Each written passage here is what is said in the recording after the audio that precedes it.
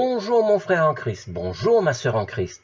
Maintenant que tu as aperçu brièvement à travers les yeux des apôtres le royaume céleste, ce monde ici-bas n'est vraiment pas à la hauteur.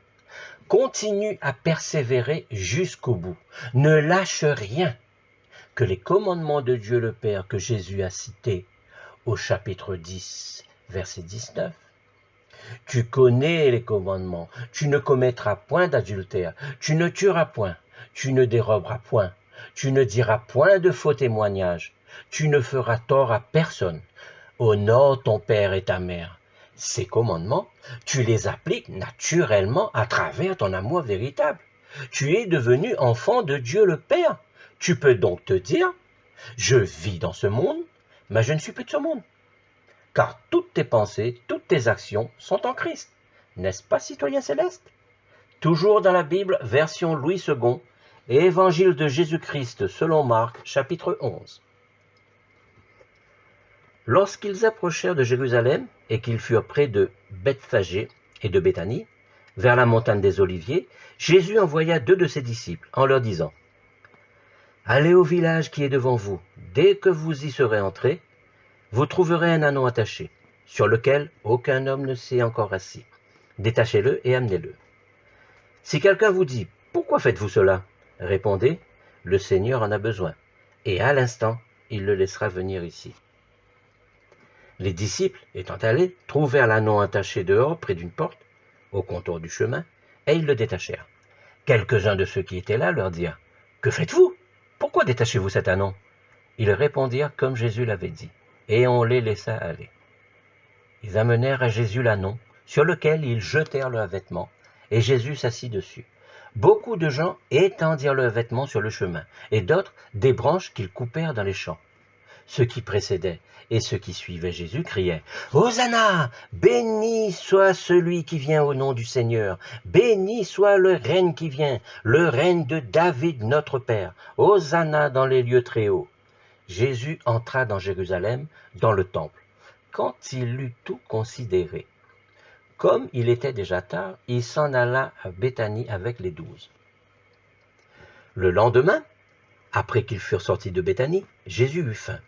Apercevant de loin un figuier qui avait des feuilles, il alla voir s'il trouverait quelque chose.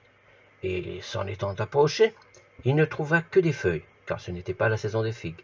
Prenant alors la parole, il lui dit, « Que jamais personne ne mange de ton fruit. » Et ses disciples l'entendirent. Ils arrivèrent à Jérusalem, et Jésus entra dans le temple. Il se mit à chasser ceux qui vendaient et qui achetaient dans le temple.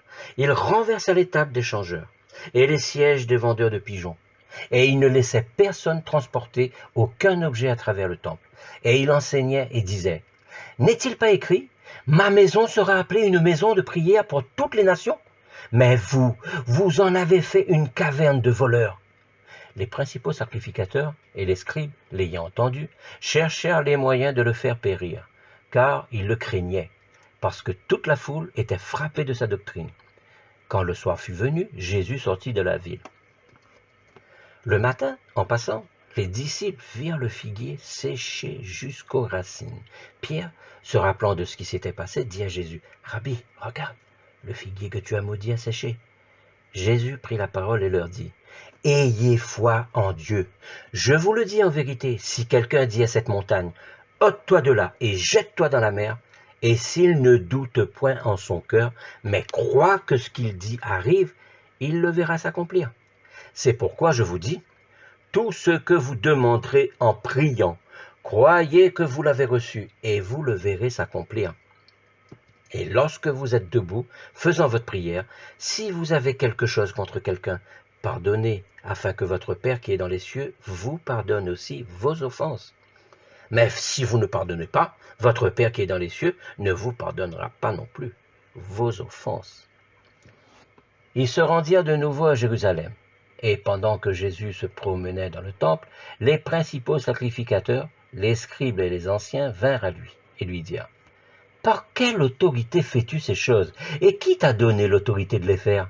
Jésus leur répondit, « Je vous adresserai moi aussi une question. Répondez-moi, et je vous dirai par quelle autorité je fais ces choses. Le baptême de Jean venait-il du ciel ou des hommes? Répondez-moi. Mais ils raisonnèrent ainsi entre eux. Si nous répondons du ciel, il dira, pourquoi donc n'avez-vous pas cru en lui?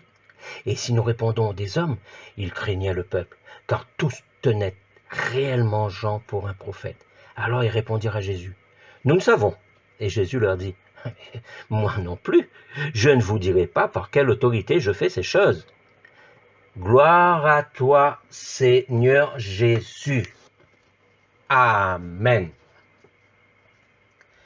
Jésus, qui dès le départ était venu en tant que serviteur, entre dans Jérusalem en serviteur, sans éclat, avec humilité, assis sur un ânon. Le peuple juif, n'ayant toujours pas compris comment ils allaient être sauvés, mais ayant foi en Jésus, car ils avaient vu ce qu'il pouvait faire durant tout ce temps, sa puissance sur toute chose. Ce peuple l'acclamait comme un roi fort, guerrier. Tu l'as entendu dans le verset 10.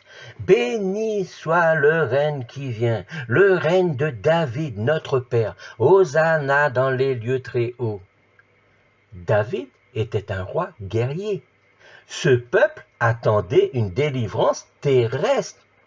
Mais Jésus te sauve dans l'acceptation de sa mort à la croix, humblement, sans éclat, mais avec triomphe sur le péché.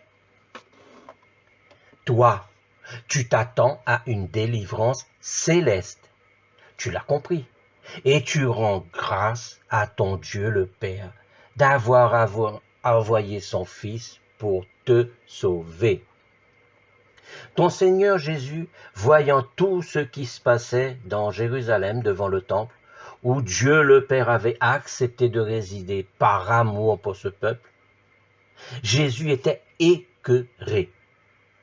L'hypocrisie du peuple qui n'avait aucun respect et aucune crainte pour Dieu le Père, Jésus le dit dans le chapitre 7, verset 6, « Hypocrite, Ésaïe a bien prophétisé sur vous, ainsi qu'il est écrit, « Ce peuple m'honore des lèvres, mais son cœur est éloigné de moi. » Toi, tu as un immense respect pour ton Dieu qui te voit à travers son Fils Jésus-Christ.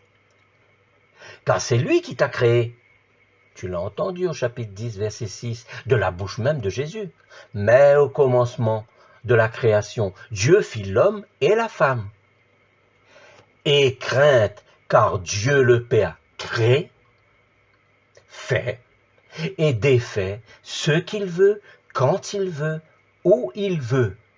Il t'aime plus que tout, ne l'attriste pas. Toi, tu as la foi sincère en Dieu le Père et en Jésus-Christ. Si tu veux que tes prières arrivent jusqu'au Père au nom de Jésus-Christ, avant de les faire, demande pardon sincèrement à ceux que tu aurais attristés dans un moment de faiblesse, de quelque manière que ce soit. Repens-toi devant Dieu le Père au nom de Jésus-Christ et pardonne à ceux qui t'ont offensé. Prie pour eux. Tu as l'amour véritable en toi.